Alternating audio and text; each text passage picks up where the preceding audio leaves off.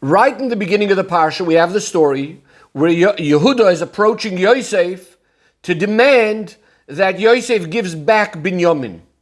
The Rebbe starts off the Sicha by quoting the Rashi right in the beginning of the parsha, where Rashi brings the words from the pasuk Vayigash Elav, and then in the Dibur HaMaschil, Rashi quotes the words Dovor Ba'oznei Adoini, and Rashi explains that it means Yikonsu Dvorai, my words should enter Ba'oznecha, into your ears. What is the problem with the words Dovor Ba'oznei Adoini that Rashi even needs to explain anything by saying my words should enter your ears? So the Mefarshim explained that the simple translation of Ba'oznei Adoini would mean, it sounds like it means, that he wants to speak directly into Yosef's ears. That means he wants to speak only into the ears of Yosef in a way that nobody else should hear. He wants to whisper into Yosef's ears. But the Rebbe says it's difficult, the Mefarshim say that it's difficult to say that over here because it's not very respectful to be speaking directly into the ears of the Mishnah Lamelech, the second to the king. And that's why Rashi says that Dover Ba'oznei Adoini means let my words enter your ears. But the Rebbe says this is not understood because we find a similar expression a number of times earlier in the Torah already. We find by Avimelech, when he wants to warn his people not to start up with Avram and Sarah, after Avimelech took Sarah, and now he's warning them not to start up with them. So it says, Vayashkim Avimelech, Avimelech gets up early, Vayedaber, and he speaks Bi'ozneim into the ears of his people. We find in the story when Avram wants to buy the Ma'aras HaMachpelah, it says, Ephraim speaks Ba'oznei B'nei Ches, into the ears of B'nei Ches. It says Avram speaking to Ephraim in the same story. It says he speaks ba'oznei Amoritz, into the ears of the people. In all of these people, clearly it does not mean that he's speaking and whispering into the ears of these people.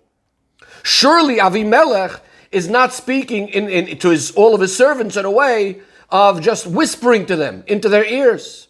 When Ephraim is speaking, he's surely not whispering in the ears of Bnei Ches. On the contrary, the whole point was that he's speaking to Avram. But ba'oznei v'nei Ches, it means that the people of Ches were listening to what he said. Similarly, Avram, when he's speaking to Ephraim, he's speaking to Ephraim, but it's ba'oznei, it's in the ears that everybody else could hear it as well. So clearly he's not whispering in their ears. And nevertheless, in those places, where you also couldn't say it means whispering, yet Rashi over there did not explain that it means that what does it mean in the ears, that he wants Yikonsu Dvorei Ba'oznecha, that their words should go into the ears. So why is it that Rashi needs to explain in our pasuk? Does Rashi need to explain what it means ba'oznei Adoini? Another thing, says the Rebbe, that's not understood is regarding the Dibur HaMaschil. Rashi quotes, as said before, the words Vayigash Elav, and then he quotes the words Yikonsu Dvorai, and then he quotes the words Davar ba'oznei Adoini, which he explains as meaning that my words should enter your ears. But seemingly he's only explaining Dover Ba'oznei Adoini, so why is he quoting the words Vayigash Elav? Now you might say that Rashi only wants to bring the first two words of the parsha, Vayigash Elav. So the Rebbe says you can't say that, because if that's the case, Rashi should have done this in every single parsha. And Rashi does not do this unless he's actually explaining the words. The Rebbe now moves on to the next Rashi.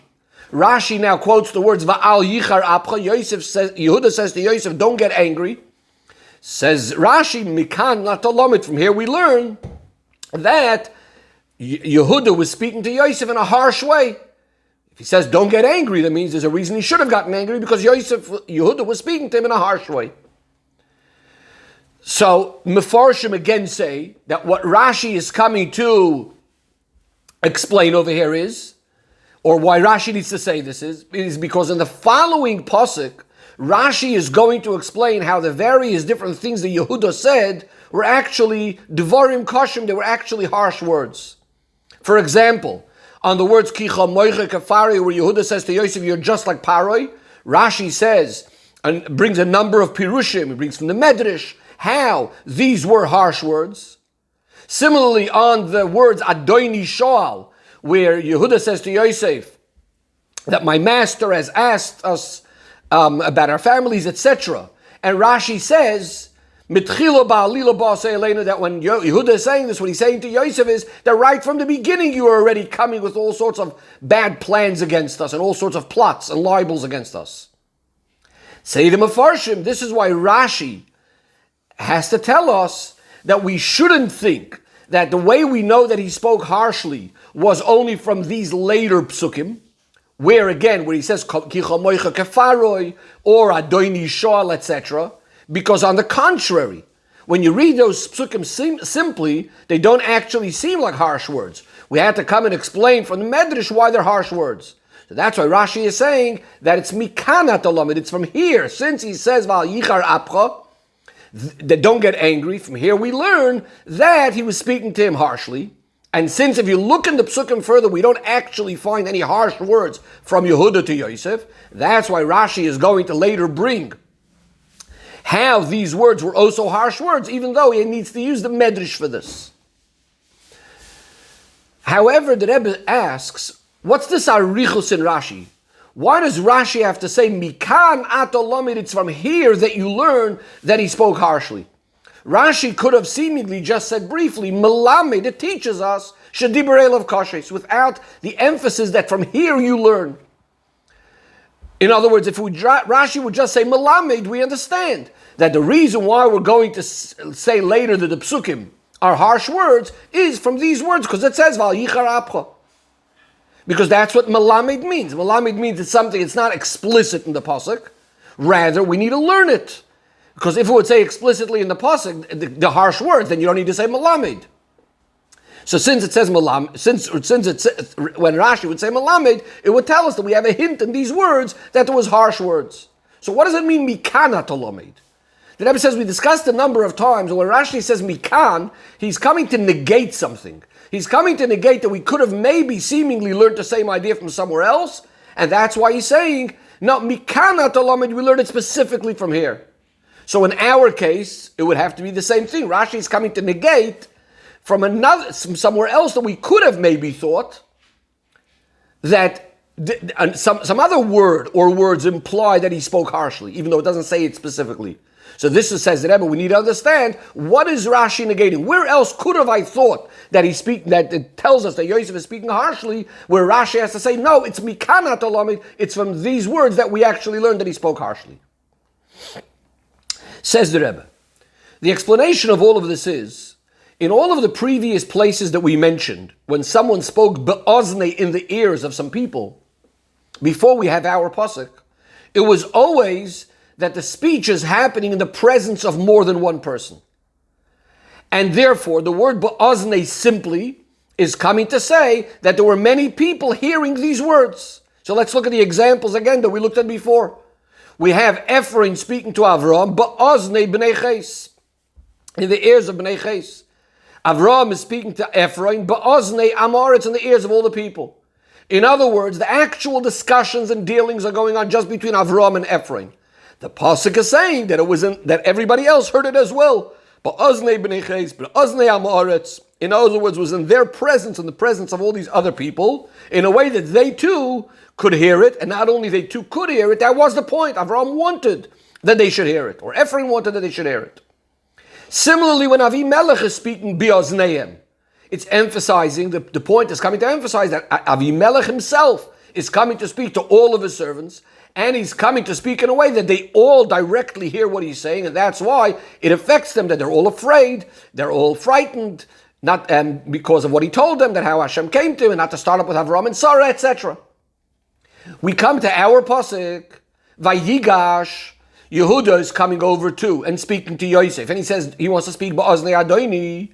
So the question is, Yehuda is speaking only to Yosef. So it's quite obvious that Yosef is going to hear what Yehuda says. So why does the pasuk have to say, as if he's asking for some novelty over here, Ba'aznei Adoni, I want to speak into your ears? Says the Rebbe, this will also explain the question we had earlier, why Rashi quotes the words Vayigash Elav, which we said seemingly Rashi is not explaining. But really, the words Vayigash Elav is what's making our question stronger, what's bothering Rashi to understand Ba'aznei Adoni. Without the words Vayigash Elav, that Yehuda approached Yosef, we would have been able to at least with difficulty be able to say that Yehuda was speaking in a way that all of those present, his brothers and the Egyptians, everyone heard it. And Yehuda therefore is trying to emphasize Yedaber, that I want to speak Ba'aznei Adoni. He's asking Yosef should please actually listen to his words, even though he's not just speaking to him. There are so many other people there. He's asking Yosef to listen. But since the pasuk emphasizes Vayigash Elov, that means not only are Yehuda and his brothers already standing previously in front of Yosef and speaking to Yosef, but Yehuda now approaches right near Yosef. So it's obvious that Yehuda is speaking to Yosef in a special way, or perhaps even that only Yosef hears his words. So then what does it mean? I want to speak ba'aznei Adoni in your ears. Obviously he's speaking to me, he's going to hear. This is what Rashi explains, that the emphasis over here in the word ba'azni is to teach. He says, I want my words to enter your ears. In other words, to really go in, to really enter. That you shouldn't just hear it with your ears, but it should really permeate, it should really go in. The Rebbe quotes an expression the Friedrich Rebbe said, Nid blois heron nor der heron.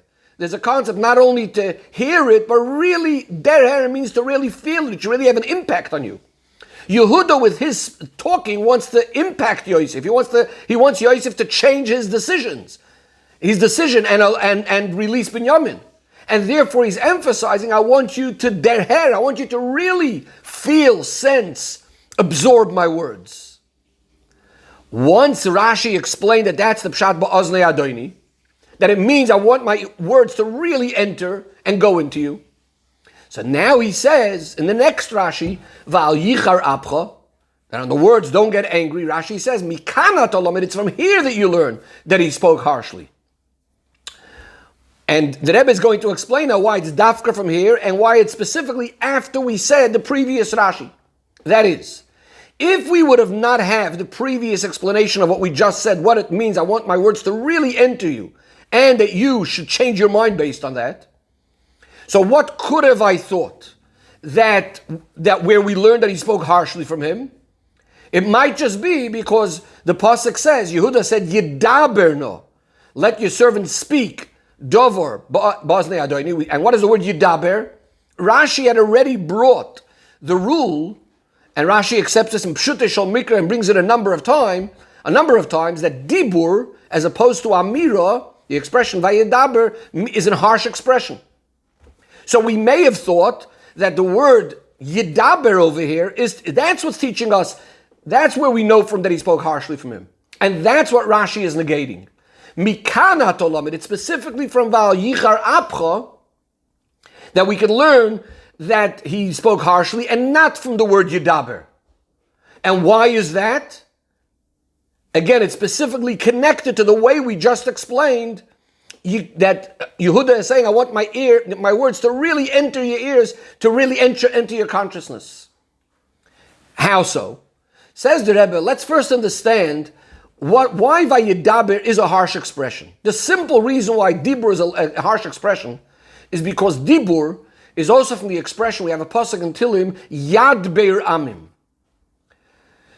Yad Beir Amim means he leads or rules the nations. We have an expression, Dabor Echad Ladoir, where Hashem said, in regards to Moshe and Yeshua, that there's only one leader, one ruler for the generation. And that's why, as Hashem says to Yeshua, Toil Makel V'Hachal Kodkodon. If you need, take a stick and hit them on their heads. In other words, the idea of Dabor represents rulership with force, with power. And therefore, if that's what the idea of Yad Beir or Dabor means, so when we use the expression of Dibur as opposed to Amira, it also means the kind of Dibur, the kind of speaking, which is a form of rulership. Strict words, harsh words, ruling over someone else.